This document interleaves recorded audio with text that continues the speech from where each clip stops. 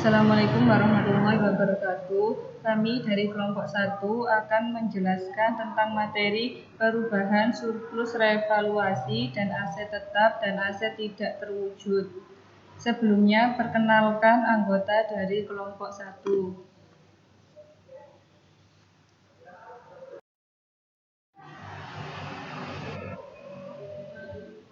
Saya Anggi Safrina Putri, NIM 1962156. Dan saya Karisma Ayu Febriani dengan NIM 1962162. Dan saya Alvika Dewi Cahyana, NIM 1962163.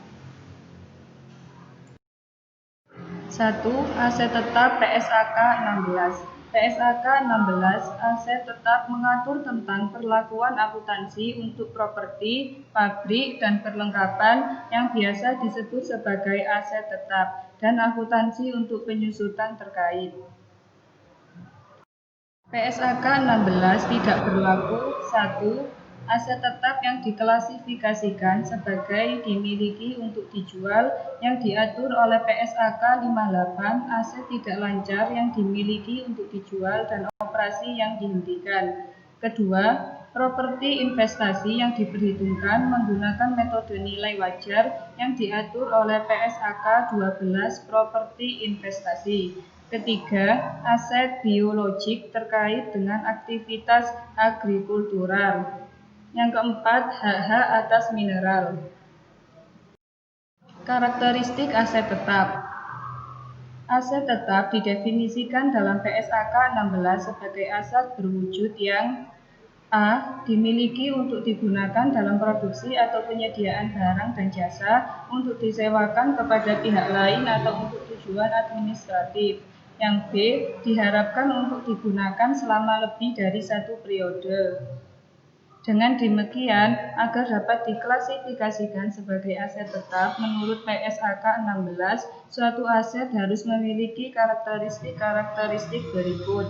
Pertama, aset tersebut digunakan dalam operasi. Kedua, aset tersebut memiliki masa atau umur manfaat yang panjang. Dan yang ketiga, aset tersebut memiliki substansi fisik.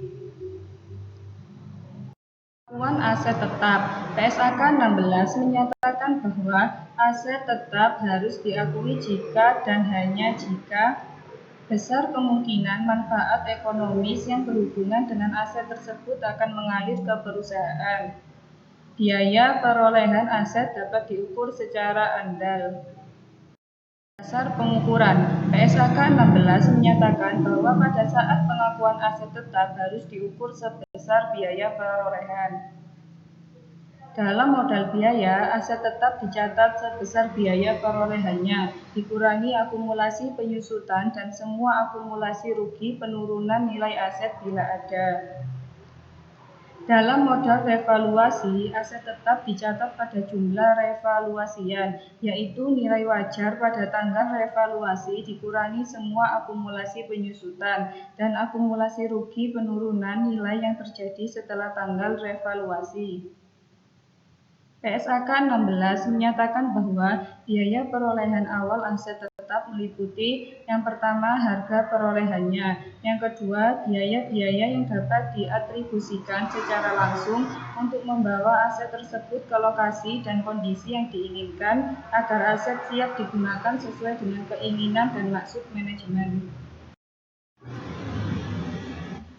PSAK 16 mensyaratkan bahwa aset tetap yang diperoleh dalam pertukaran aset moneter harus diukur pada nilai wajar, kecuali transaksi pertukaran tidak memiliki substansi komersial. PSAK 16 lebih lanjut menyatakan bahwa nilai wajar aset yang ditukarkan harus digunakan kecuali jika nilai wajar aset yang diterima lebih jelas.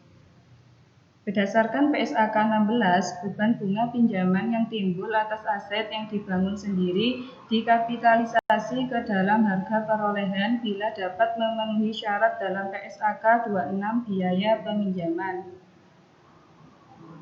PSAK 16 secara umum menyatakan bahwa keuntungan konstruksi tidak boleh segera diakui, sementara kerugian konstruksi harus segera diakui. PSAK mensyaratkan bahwa biaya pembongkaran dan restorasi biasanya disebut biaya penonaktifan, dimasukkan ke dalam biaya perolehan aset tetap. Biaya PSAK 16 memperbolehkan aset tetap untuk diukur selanjutnya setelah perolehan awal dengan menggunakan model biaya maupun model revaluasi. Pengukuran biaya perolehan. Biaya perolehan aset tetap umumnya terdiri atas dua komponen, biaya perolehan awal dan biaya-biaya setelah perolehan awal. PSAK 16 menyatakan bahwa biaya setelah perolehan dapat dikapitalisasi bila memenuhi kriteria yaitu 1. Besar kemungkinan bahwa manfaat ekonomis di masa depan berkenaan dengan aset tersebut akan mengalir ke perusahaan. 2. Biaya perolehan aset dapat diukur secara annual. Secara umum, biaya setelah perolehan yang menghasilkan satu atau lebih dari hal-hal berikut dapat dikatakan memiliki manfaat ekonomis di masa depan. Pertama, perpanjangan estimasi masa manfaat aset. Kedua, peningkatan kapasitas. Ketiga, perbaikan kualitas keluaran atau output secara substansial. Keempat, penurunan biaya operasi yang dinilai sebelumnya secara substansial. Penyusutan. Ruang lingkup akuntansi penyusutan. PSAK 16 mensyaratkan bahwa seluruh aset yang disusutkan tunduk kepada akuntansi untuk penyusutan. Aset tetap yang dapat disusutkan dapat didefinisikan sebagai aset yang 1. Diharapkan untuk digunakan selama lebih dari satu periode. 2. Memiliki nama manfaat yang terbatas. 3. Dikuasai oleh perusahaan untuk digunakan dalam produksi atau penyediaan barang dan jasa, untuk disewakan kepada pihak lain atau untuk tujuan administratif. PSAK 16 mensyaratkan bahwa setiap bagian dari aset tetap yang memiliki biaya perolehan cukup signifikan terhadap total biaya perolehan seluruh aset dan yang masa manfaat atau pola penggunaannya berbeda disusutkan secara terpisah. PSAK 16 mensyaratkan bahwa penyusutan aset yang dapat disusutkan dimulai pada saat aset tersebut siap untuk digunakan dan bahwa penyusutan itu dihentikan hanya pada saat aset itu diklasifikasikan sebagai dimiliki untuk dijual berdasarkan PSAK 58. Penentuan beban penyusutan. Penyusutan didefinisikan dalam PSAK 16 sebagai alokasi sistematis jumlah yang dapat disusutkan dari suatu aset sepanjang masa manfaatnya. Ada 3 faktor yang harus dipertimbangkan dalam menentukan beban penyusutan, yaitu 1. Jumlah yang disusutkan. 2. Estimasi umur manfaat. 3. Metode alokasi atau penyusutan. Penurunan nilai. PSAK 16 menyatakan bahwa penurunan aset tetap harus diperhitungkan sesuai dengan ketentuan PSAK 48 penurunan nilai aset. PSAK 16 menyatakan bahwa kompensasi dari pihak ketiga untuk aset tetap yang mengalami penurunan nilai, hilang atau dihentikan harus dimasukkan dalam penentuan laba atau rugi pada saat kompensasi diakui menjadi piutang. PSAK 16 menyatakan bahwa penurunan nilai atau kerugian aset tetap, klaim atas atau pembayaran kompensasi dari pihak ketiga, dan pembelian atau konstruksi selanjutnya atas penggantian aset adalah peristiwa ekonomi yang terpisah sehingga harus diperhitungkan secara terpisah pula, sehingga entitas tidak bisa, misalnya tidak mencatat rugi penurunan nilai karena menganggap sudah ada penggantian dari pihak ketiga. Secara khusus, PSAK 16 mensyaratkan bahwa 1. Penurunan nilai aset tetap harus diakui sesuai dengan PSAK 48. 2. Penghentian pengakuan aset tetap ditentukan sesuai dengan PSAK 16. 3. Kompensasi dari pihak ketiga harus dimasukkan dalam laporan laba rugi komprehensif pada saat menjadi piutang. 4. Biaya perolehan aset tetap yang diperbaiki, dibeli, atau dikonstruksi sebagai penggantian dari pihak ketiga ditentukan sesuai dengan PSAK 16. Penghentian pengakuan. PSAK 16 menyatakan bahwa aset tetap dihentikan pengakuannya apabila 1. Pada saat dilepaskan, atau yang kedua pada saat tidak ada manfaat ekonomis masa depan yang diharapkan dari penggunaan atau pelepasannya. PSAK 16 menyatakan bahwa laba atau rugi yang timbul dari penghentian pengakuan aset tetap harus dimasukkan sebagai selisih antara hasil pelepasan neto dan jumlah tercatat aset, dan harus diakui sebagai penghasilan atau beban dalam laporan laba rugi komprehensif. PSAK 16 lebih lanjut mengingatkan bahwa laba penghentian tidak boleh diklasifikasikan sebagai pendapatan. Model revaluasi. Sesuai dengan harga perolehan PSAK 16 mengizinkan perusahaan untuk memilih model revaluasi sebagai kebijakan akuntansinya dan menerapkan kebijakan tersebut terhadap seluruh aset tetap dalam kelompok yang sama. Dalam model revaluasi, suatu aset tetap dicatat pada jumlah revaluasinya, yaitu nilai wajarnya pada tanggal revaluasi dikurangi akumulasi penyusutan dan akumulasi rugi penurunan nilai yang terjadi setelah tanggal revaluasi. PSAK memperbolehkan model revaluasi hanya untuk aset tetap yang nilai wajarnya diukur secara andal. Dasar penilaian. PSAK 16 revaluasi digunakan, aset itu harus dinilai pada nilai wajarnya. Lebih lanjutnya lagi, nilai wajar tanah dan bangunan biasanya ditentukan melalui penilaian yang dilakukan oleh penilai yang memiliki kualifikasi profesional berdasarkan bukti pasar. Nilai pasar untuk penggunaan yang ada adalah estimasi nilai pasar yang memperhitungkan salah satunya bukti transaksi pasar terbuka properti serupa. Frekuensi revaluasi. PSAK 16 menyatakan bahwa revaluasi harus dilakukan dengan ketentuan yang cukup reguler, sehingga jumlah tercatat tidak berbeda secara material dari jumlah yang ditentukan dengan menggunakan nilai wajar pada tanggal pelaporan. Aset tetap yang mengalami perubahan nilai wajar secara signifikan dan fluktuatif perlu direvaluasi setiap tahun. PSAK 16 menyatakan aset-aset dalam suatu kelompok aset tetap harus direvaluasi secara bersamaan. Akumulasi revaluasi. PSAK 16 menyatakan kenaikan jumlah tercatat neto atau surplus revaluasi harus langsung dikredit ke dana pemegang saham dalam judul terpisah. Sedangkan jumlah tercatat neto atau defisit revaluasi harus langsung didebit ke laporan laba rugi komprehensif.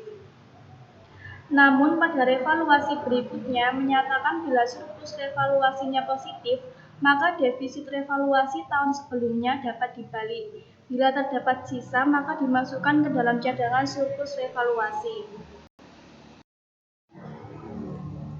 Untuk mencatat dampak revaluasi, PSAK 16 menyediakan dua metode. Yang pertama, baik jumlah tercatat bruto maupun akumulasi penyusutan disajikan kembali secara proporsional untuk menghasilkan jumlah tercatat neto yang sama dengan jumlah revaluasi neto. Yang kedua, akumulasi penyusutan dihapuskan dan jumlah revaluasi yang neto diperlukan sebagai jumlah tercatat bruto yang baru.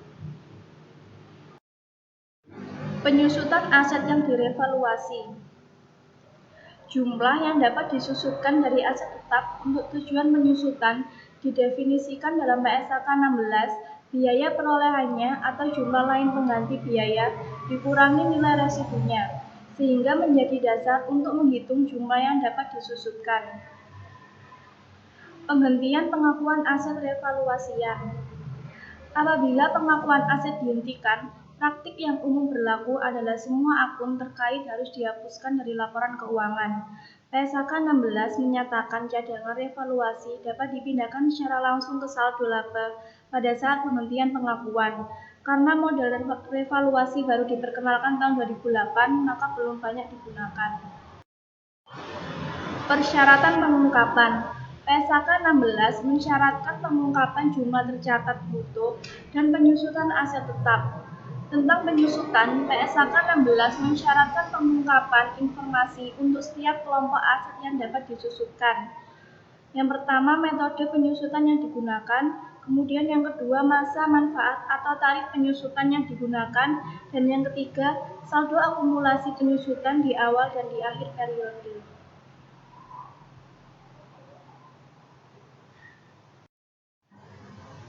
PSAK 16 mensyaratkan jadwal pergerakan untuk merekonsiliasi saldo akhir dengan saldo awal. Untuk aset tetap yang dicatat pada jumlah revaluasian, PSAK 16 mensyaratkan pengungkapan berikut. Yang pertama, tanggal efektif revaluasi. Yang kedua, apakah penilaian independen dilibatkan. Yang ketiga, penjelasan mengenai nilai wajar aset yang ditentukan secara langsung berdasar harga yang dapat diobservasi dalam suatu pasar atau transaksi pasar terakhir yang wajar atau diestimasi menggunakan teknik penilaian lainnya. Yang keempat, jumlah tercatat setiap kelompok aset tetap jika aset tersebut dicatat dengan model biaya, bukan model penilaian. Yang kelima, jadwal pergerakan cadangan revaluasi. PSAK lebih lanjut mensyaratkan pengungkapan berikut. 1. Keberadaan dan jumlah pembatasan atas hak milik dan aset tetap yang dijaminkan untuk utang. 2. Jumlah pengeluaran yang diakui dalam jumlah tercatat aset tetap yang sedang dalam pembangunan. 3. Jumlah komitmen kontraktual dalam perolehan aset tetap. 4. Jumlah kompensasi dari pihak ketiga untuk aset tetap yang mengalami penurunan nilai, hilang, atau dihentikan jika tidak diungkapkan secara terpisah dalam laporan laba rugi komprehensif. 2. Aset tak terwujud. PSAK 19 aset tidak terwujud menentukan perlakuan akuntansi dan pengungkapan aset tak terwujud yang tidak diatur secara khusus dalam PSAK lainnya. PSAK 19 harus diterapkan oleh semua perusahaan dalam akuntansi aset tak terwujud, kecuali aset tak terwujud, aset keuangan, hak penambahan dan pengeluaran. PSAK 19 revisi 2010 berlaku efektif untuk laporan keuangan yang mencakup periode laporan yang dimulai pada atau setelah 1 Januari 2011. PSAK 19 revisi 2010 menggantikan PSAK 19 revisi 2000 dengan membawa beberapa perubahan. Misalnya, untuk pertama kalinya diperkenalkan konsep bahwa aset tak terwujud yang dimiliki umur ekonomi tidak terbatas. Hal ini adalah sesuatu yang baru karena sebelumnya dalam PSAK 19 revisi 2000, aset tak terwujud selalu dianggap memiliki umur ekonomis terbatas dengan umur maksimal 20 tahun. PSAK 19 mengatur bagaimana pencatatan akuntansi untuk perusahaan yang memiliki aset tak berwujud. Aset tak berwujud umumnya tidak memiliki bentuk fisik, sehingga lebih sulit untuk diukur dibandingkan dengan aset berwujud.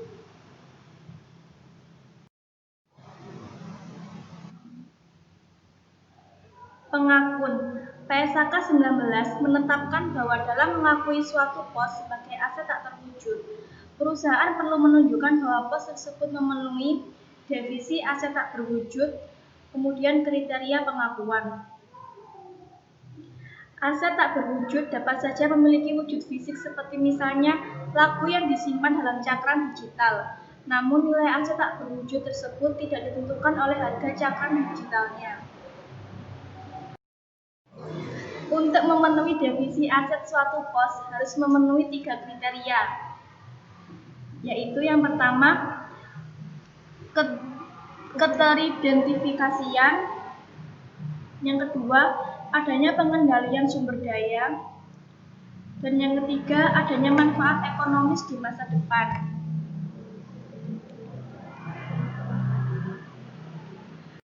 Pengakun aset tak berwujud yang dinyatakan dalam PSAK 19. 1. Kemungkinan besar perusahaan akan memperoleh manfaat ekonomis di masa depan dari aset tersebut. 2. Biaya perolehan aset tersebut dapat diukur secara handal. Pengukuran awal. Aset tak berwujud yang dihasilkan secara internal. PSAK 19 menetapkan bahwa biaya aset tak berwujud yang dihasilkan secara internal adalah jumlah pengeluaran yang dilakukan sejak tanggal aset tak berwujud pertama kali memenuhi kriteria pengakuan. Biaya aset tak berwujud yang dihasilkan secara internal terdiri dari semua pengeluaran yang dapat dikaitkan langsung. Contoh pengeluaran yang dikaitkan langsung adalah pengeluaran untuk bahan baku atau jasa yang digunakan, biaya kepegawaian yang langsung terkait dalam penghasilan aset tak berwujud, dan biaya pendaftaran hak hukum. Kriteria aset tak berwujud yang dihasilkan secara internal. Banyak pengeluaran internal yang diperkirakan dapat menghasilkan manfaat ekonomis masa depan, namun tidak diakui sebagai aset tak berwujud karena 1. Pengeluaran tersebut tidak secara terpisah teridentifikasi sebagai suatu aset. Kedua, perusahaan tidak memiliki pengendalian yang memadai. Contoh pengeluaran lain yang tidak menghasilkan aset tak berwujud yang diakui oleh laporan keuangan. 1. Pengeluaran untuk kegiatan perintisan, biaya perintisan. 2. Pengeluaran untuk kegiatan pelatihan. 3. Pengeluaran untuk kegiatan periklanan atau promosi. 4. Pengeluaran dalam rangka realokasi atau reorganisasi sebagai atau seluruh perusahaan.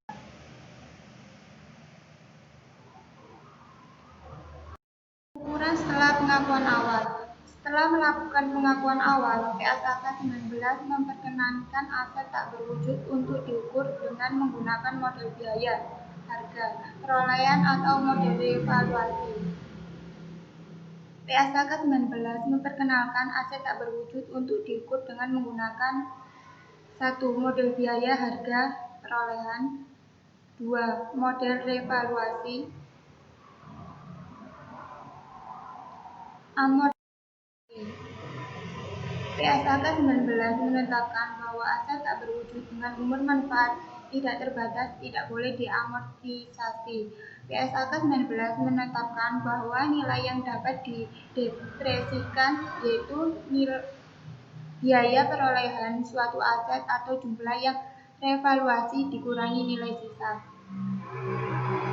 Amortasi harus dimulai ketika aset tersedia untuk digunakan dan dihentikan pada waktu mana yang lebih dulu antara ketika aset dihentikan pengakunya atau ketika aset digolongkan sebagai aset dimiliki untuk dijual.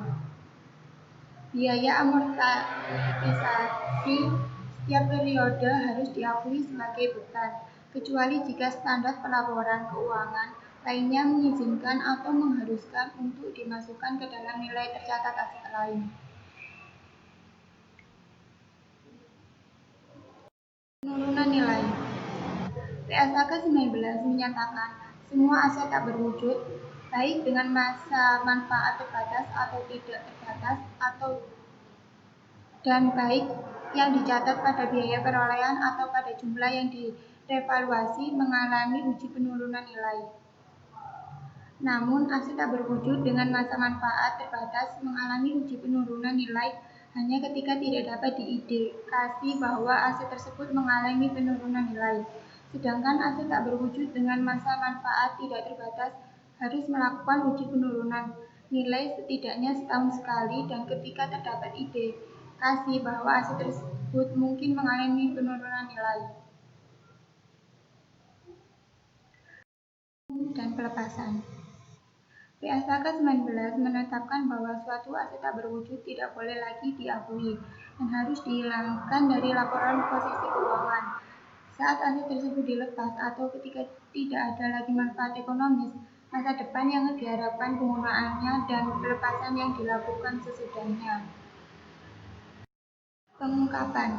PSAK 19 mensyaratkan pengungkapan hal-hal berikut untuk setiap golongan aset tak berwujud dengan membedakan antara aset tak berwujud yang dihasilkan secara internal dan aset tak berwujud lainnya.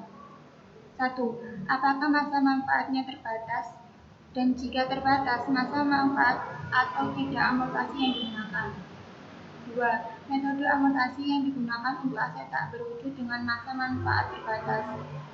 3. Nilai tercatat bruto dan akumulasi amortisasi pada awal dan akhir periode. 4. Unsur pada laporan laba rugi komprehensif yang di dalamnya terdapat amortisasi aset tak berwujud. 5. Rekonsiliasi nilai tercatat pada awal dan akhir periode. PSAK 19 selanjutnya mensyaratkan agar laporan keuangan juga mengungkapkan 1. Untuk aset tak berwujud yang dinilai memang masa manfaat tidak terbatas, nilai tercatat aset dan alasan yang mendukung penilaian masa manfaat tidak terbatas tersebut. 2. Penjelasan nilai tercatat dan periode amortisasi yang tersisa dari setiap aset tak berwujud yang material bagi laporan keuangan perusahaan. 3. Untuk aset tak berwujud yang dimiliki dengan jaminan hibah pemerintah dan awalnya diakui pada nilai wajar. 4. Keberadaan dan nilai tercatat aset tak berwujud yang hak penggunaannya dibatasi dan nilai tercatat aset tak berwujud yang ditentukan sebagai jaminan atas utang. 5. Jumlah komitmen untuk memperoleh aset tak berwujud. Jika suatu aset tak berwujud dicatat pada nilai revaluasi, PSAK 19 mensyaratkan perusahaan untuk mengungkapkan hal-hal 1. Berdasarkan golongan aset tak berwujud, tanggal efektif dari revaluasi, nilai tercatat aset tak berwujud. Nilai tercatat yang diakui apabila aset tak berwujud diukur dengan model biaya perolehan setelah pengakuan awal. 2. Jumlah surplus revaluasi aset tak berwujud pada awal dan akhir periode mengidentikan perusahaan selama periode dan pembatasan apapun dengan pendistribusian saldo surplus kepada pemegang saham. 3. Metode dan asumsi signifikan dalam mengestimasi nilai wajar aset. Ketentuan transisi.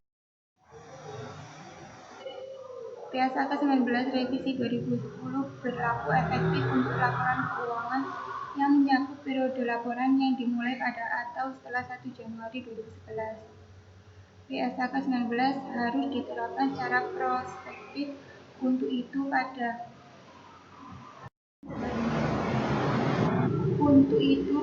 hari pertama PSAK 19 diterapkan, perusahaan tidak harus menyesuaikan nilai tercatat aset tak berwujud yang diakui pada tanggal tersebut.